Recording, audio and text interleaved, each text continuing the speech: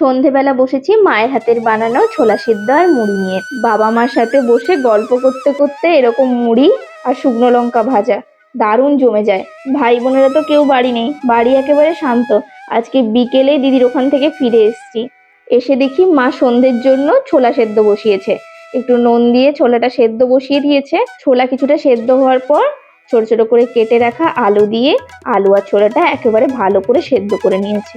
এবার জল ঝরিয়ে কড়াইতে সর্ষের তেল দিয়ে ফোড়নে অল্প কিছুটা গোটা জিরে, কাঁচা লঙ্কা, বেশ কিছুটা কোচানো পেঁয়াজ দিয়ে হালকা করে ভেজে সেদ্ধ করে রাখা ছোলা আর আলুটা দিয়ে কিছুক্ষণ নাড়াচাড়া করার পর হালকা একটু হলুদ গুঁড়ো দিয়ে কিছুক্ষণ ভেজে নেবে। আপনারা এটা ভাজার সময় ফোড়নে শুকনো লঙ্কা ভেজে নিতে পারেন, সব থেকে ভালো হয় আগে থেকে নুন দিয়ে ভেজে রাখলে, তাহলে খাওয়ার সময় মুচমুচে ভাবটা থাকে। এবার উপর থেকে একটু বিট লবণ আর ভাজা জিরের গুঁড়ো ছড়িয়ে মা নামিয়ে দিল। আর আমিও একটা ভাজা লঙ্কা সাথে নিয়ে মুড়ি নিয়ে বসে পড়লাম খাওয়ার জন্য।